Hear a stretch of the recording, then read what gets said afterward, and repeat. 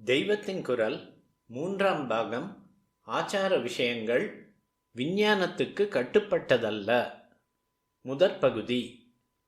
ஆனால் நான் என்ன சொல்கிறேன் என்றால், இந்த வரைக்கும் இது சந்தோஷத்துக்குரியதுதான் என்றாலும் நம் ஆச்சார அனுஷ்டானங்கள் பூராவையும் சயின்ஸின் எல்லைக்குள் கொண்டு வந்து அந்த அடிப்படையில் நிரூபித்து கொள்ள வேண்டும் என்று நினைப்பது சரியில்லை என்கிறேன். சயின்ஸுக்கோ நம்முடைய சோஷியல் ஐடியாலஜிக்கோ வேறெதற்கோ சாஸ்திரம் அக்ரியாக வேண்டும், ஒத்துப்போக வேண்டும் என்கிற எண்ணமே தப்பு என்பது என் அபிப்பிராயம். சாஸ்திரத்தின் சத்தியம் அதன் சொந்த பிரமாணத்திலேயே இருக்கிறது. அது ரிஷிகள் கொடுத்த சூப்பர் சயின்ஸ், நம் விஞ்ஞானத்துக்கு அதீதமான உயர் விஞ்ஞானம். பாக்கி எல்லாவற்றுக்கும் இது பிரமாணமே தவிர அவற்றின் பேசிஸில் அடிப்படையில் இதை ஒப்புக்கொள்வதென்பது தலைகீழ் பாடம். நம்முடைய சிற்றறிவில் தோன்றும் சோஷியல் கான்செப்டுகளை, சமூக கருத்துக்களை நாம் சாஸ்திரப்படி மாற்றிக்கொள்ள வேண்டுமே அன்றி சாஸ்திரம் நம்முடைய கான்செப்டுக்கு வளைந்து கொடுக்க வேண்டும் என்று நினைப்பது தப்பு. சாஸ்திரத்திலே நிறைய சயின்ஸ் இருக்கிறது வாஸ்தவம். அதனாலேயே அது முழுக்க சயின்ஸுக்கு உடன்பட்டாகிவிட வேண்டும் என்று ஆகாது. முன்னே கேலி செய்த விஷயங்களில் பல இப்போது விஞ்ஞான ரீதியில் அர்த்தமுள்ளவை என்று அறிகிற அடக்கம் நமக்கு வர வேண்டும். நமக்கு தெரிந்த திருஷ்டத்தோடு தெரியாத, தெரிய முடியாத அதிருஷ்டமும் இருக்கிறது. அதிலேதான் நம் நிறைவு இருக்கிறது. இந்த அதிருஷ்டத்தை சொல்லும் சாஸ்திரங்களை அனுசரித்து நடந்துதான் நம் பூர்வீகர்கள் பக்தியிலும் ஞானத்திலும் நிறைந்து லோகமெல்லாம் புகழும்படியாக இருந்தார்கள். அதை விட்டதிலிருந்துதான் நாம் விஞ்ஞானத்திலும் பொருளாதாரத்திலும் எத்தனையோ முன்னேறியும் கூட கொஞ்சமும் நிறைவே இல்லாமல் தெரிந்து கொண்டு லோகமும் நம்மை மட்டம் தட்டும்படியாக ஆகிக்கொண்டு வருகிறோம் என்பதை புரிந்து கொள்ள வேண்டும். சாஸ்திரங்களில் சொல்லி இருக்கிற எல்லாமே நிஜம் என்ற நம்பிக்கை பெற வேண்டும். நமக்கு தெரிகிற சயின்ஸ், வைத்திய சாஸ்திரம் முதலானவற்றுக்காகத்தான் ஆச்சாரம் என்றால், சாஸ்திர விதிகளை இவற்றின்படி மாற்றிக்கொண்டால் என்ன என்ற எண்ணம் வரும். சாணி போட்டு மெழுகுவது அது ஆன்டிசெப்டிக் என்பதற்காக மட்டும்தான் என்று வைத்து கொண்டு விட்டால் அப்புறம் நம் பூஜை மாடத்தையோ அல்லது யாகசாலையையோ ஏன் சாணிக்கு பதில் ஃபினாயில் அல்லது கார்பாலிக் ஆசிட் போட்டு அலம்பக்கூடாது என்று கேட்க தோன்றும். மனையில் உட்கார்ந்து கொண்டுதான் வைதிக கர்மா பண்ணணும் என்பது மந்திரத்தின் எலக்ட்ரிசிட்டி நம்மை விட்டு போகப்படாது என்பதற்காக மட்டுமே என்று வைத்து கொண்டால் அப்புறம் மனைக்கு பதில் ரப்பர் குஷனில் உட்கார்ந்து கொள்ளலாம், பவித்திரத்துக்கு பதில் கிளவுஸ் போட்டுக்கொள்ளலாம் என்றெல்லாம் லாஜிக்கலாக ஒப்புக்கொள்ள வேண்டி வரும். இதை சொல்லும்போது எலக்ட்ரோ மேக்னட்டிச தியரி உள்பட எல்லாம் நம் முன்னோர்களுக்கு தெரிந்திருந்ததை நினைத்து ஆச்சரியமாக இருக்கிறது. லோகம் முழுக்க எலக்ட்ரிசிட்டி நிறைந்திருக்கிறது. மனுஷிய சரீரம், எண்ணம் இதுகளில் கூட எலக்ட்ரிக் கரண்ட் ஓடிக்கொண்டிருக்கிறது என்று இப்போதுதான் நம் சயின்டிஸ்டுகள் கண்டுபிடித்திருக்கிறார்கள் என்றால் இதை எத்தனையோ 1000 வருஷம் முந்தியே நம் சாஸ்திரக்காரர்கள் தெரிந்து வைத்து கொண்டுதான் நம்மிடம் சேர்கிற மின்சார சக்தி வெளியே போகாமல் பேட் கண்டக்டர்களால் ஆன, மின்சாரத்தை கடத்தாதவையான வஸ்துக்கள், உபகரணங்கள் முதலியவற்றையும் மின்சார சக்தியை கிரகித்து கொள்ளும் குட் கண்டக்டர்களால் ஆன, மின்சார கடத்துவிகளால் ஆன உபகரணங்கள், பாத்திரங்கள் முதலியவற்றையும் சொல்லியிருக்கிறார்கள்.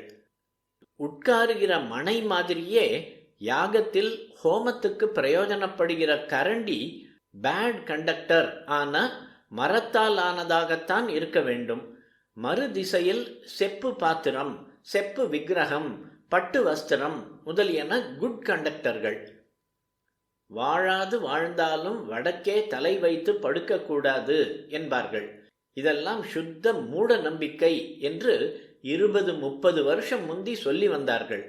இப்போதோ மனுஷிய சரீரத்தில் எலக்ட்ரோ மேக்னட்டிச வேவ்களுக்கு மூலஸ்தானம் பிரெயின், மூளைதான். உலகத்தை எடுத்துக்கொண்டால் அதன் மேக்னெட்டிக் ஃபீல்டின் மூலஸ்தானம் நார்த் போல், வடதுருவம். ஆகையால் நம் தலையை வடக்கு பக்கம் வைத்து படுத்துக்கொண்டால் மூளையின் சின்ன காந்த சக்தியும் ஒன்றுக்கொன்று கிளாஷ் ஆகி மூளை பாதிப்புக்கு ஆளாகிவிடும் என்று சயின்டிஸ்டுகள் சொல்கிறார்கள்.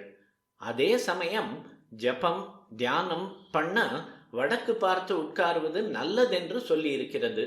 தூக்கத்தில் புத்தியும் மனசும் நமக்கு வசப்படாமல் தன்னையும் மீறி தூக்கம் நம்மை வசப்படுத்தி ஓய்ச்சலில் அடித்து போடுகிறது. அப்போது புத்தி களைத்து கிடக்கிறது. அல்லது நம் வசத்தில் இல்லாததால் கண்ணா பின்னா என்று கனவுகளை கல்பித்துக் கொள்கிறது. இம்மாதிரி சமயத்தில் இந்த சின்ன மேக்னட்டை லோகத்தின் பெரிய மேக்னட்டுக்கு நேரே பிடித்தால் தாறுமாறாய்விடும். ஆனால் ஜப தியான காலத்தில் நாம் மனசை அப்படியே அடக்கி வசப்படுத்த முடியாதவர்களாய் இருந்தாலும் கூட அப்படி பண்ண வேண்டும் என்ற லட்சியமாவது நமக்கு இருக்கிறது. ஈஸ்வரன் விஞ்ஞான கருவிகளுக்கு திருஷ்டமாய் உள்ள மின்சார காந்த சக்தியாய் மட்டும் இல்லாமல் நம் லட்சியத்தை தெரிந்து கொண்டு அதற்கு அருள் செய்கிறவனாயும் இருப்பதால் தியான காலத்தில் அதே காந்த சக்தி நமக்கு நல்ல பவரை கொடுக்கும்படி பண்ணுகிறான். ஷாக் அடிக்கிற எலக்ட்ரிசிட்டியை கொண்டே நாம் எத்தனையோ நல்லதை பெறவில்லையா? அந்த மாதிரி பிராணசக்தி நம் தேகத்தில் உள்ள சக்கரங்கள் வழியே போகிறதிலும் சயன நிலை, தியானத்தில் உட்காரும் நிலை ஆகியவற்றுக்குள் ரொம்ப வித்தியாசம் உண்டு. அதுவும் தவிர வடக்கே மேருவில் இருக்கிற யோகிகள் ஞானிகள் ஆகியோரின் அனுகிரக வேவையும் அந்த பக்கம் பார்த்து ஜெபம் பண்ணும் போது சற்று சுலபமாக கிரகிக்கலாம். இப்படி ஒருத்தரின் உள்தன்மை, அன்பு முதலானவை வெளியே பரவுவது, தந்தியும் போனும் இல்லாமலே மனசுக்கு மனசு தொடர்பு கொள்கிற டெலிபதி, இவற்றையும் விஞ்ஞான பூர்வமாக ஒப்புக்கொள்ள ஆரம்பித்திருக்கிறார்கள். வடக்கு பார்த்து ஒன்றை பண்ணுவது இன்னொன்றை பண்ணாததற்கு இத்தனை அர்த்தம் இருக்கிறது. ஆனால் சாஸ்திரத்தில் எலக்ட்ரோ மேக்னட்டிசத்தை பற்றி சொல்லாமல் தான் விட்டிருப்பார்கள். புராணத்தில் பார்த்தால் இதற்கு கதையும் சொல்லியிருக்கும். வாழாது வாழ்ந்த எவனோ ஒருத்தன் வடக்கே தலை வைத்து கொண்டு படுத்திருந்தான். அதனால் அவனுடைய மேன்மையே படுத்து போச்சு என்றுதான் கதையில் இருக்குமே தவிர விஞ்ஞான தத்துவம் சொல்லி இருக்காது. முன்னேயே சொன்ன மாதிரி ஒரு கத்தி எத்தனையோ நல்லதற்கு பிரயோஜனப்படுகிறது என்றாலும் அதை குழந்தை கையில் கொடுக்கக்கூடாது என்கிற மாதிரி விஞ்ஞான தத்துவங்களையும் அதை பிரயோஜனப்படுத்தும் காரிய கிரமங்களையும் பொது ஜனங்களுக்கு சொல்லக்கூடாது என்றேதான் இப்படி பண்ணி இருக்கிறது. அந்த புராண கதையும் நிஜம் என்றே வைத்துக்கொள்ள வேண்டும் என்பதுதான் ஆஸ்திகர் கட்சி.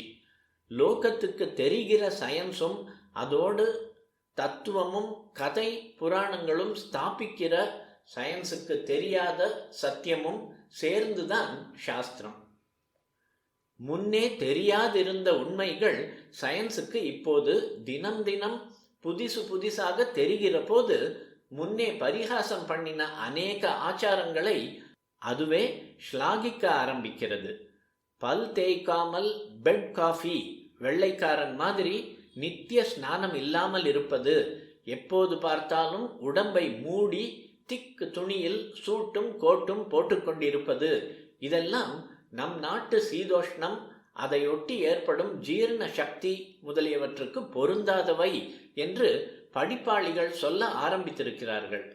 இப்படியெல்லாம் பண்ணினால் அழுக்கு, வியர்வை இத்தியாதிகளால் வியாதிகள் வரும் என்கிறார்கள். ஆனால் வியாதி வராமல் இருப்பதற்கு மட்டும் இல்லை சாஸ்திரம். கர்ம வியாதியை போக பண்ணுவதற்காக புண்ணிய மருந்தை தரவே அது இருக்கிறது என்பதை மறக்கவே கூடாது. ஆரோக்கியம் முதலான காரணங்களுக்காகத்தான் ஆச்சாரம் என்றால், ஒரு ஆச்சாரம் அனாரோக்கியத்தை உண்டு பண்ண ஹேது இருப்பதாக தோன்றினால் அதை விட்டுவிடத் தோன்றும். தொத்து நோயுள்ளவர் உள்பட பலர் கசகசவென்று கூடும் இடங்களுக்கு போய்விட்டு வந்தால் ஸ்நானம் செய்வது ஆரோக்கிய ரீதியில் நல்லது என்பதை நினைத்தே ஸ்நான ஆச்சாரத்தை நாம் ஏற்றுக்கொள்கிறோம் என்றால், இதற்கு விலக்காக ரதோத்சவத்தில் எத்தனை கூட்டத்தோடு இடித்துக்கொண்டு தேர் இழுத்துவிட்டு திரும்பினாலும் ஸ்நானம் பண்ணக்கூடாது என்று சாஸ்திரத்தில் சொல்லி இருப்பது நம் ஹைஜீன் சயின்ஸோடு உதைத்து கொள்ளும். எத்தனை பாசி பிடித்திருந்தாலும் திருக்குளத்தில் ஸ்நானம் பண்ணணும். எத்தனை அழுக்கானாலும் ஒரு மகானின் பாத தீர்த்தத்தை புரோக்ஷணம் பண்ணிக்கணும். பாகவதர்கள் சாப்பிட்டு எழுந்த எச்சில் இலையில் விழுந்து புரளணும் என்பது போன்ற ஆச்சாரங்களை ஆரோக்கியத்துக்காகவே ஆச்சாரம் என்றால் விட்டுவிடும்படி ஆகும். அதனால் புண்ணியத்துக்குத்தான் ஆச்சாரம். அந்த புண்ணியம் நம் புத்திக்கும் சயின்ஸுக்கும் பிடிபடாது என்பதை நன்றாக மனசில் வாங்கிக் கொள்ள வேண்டும்.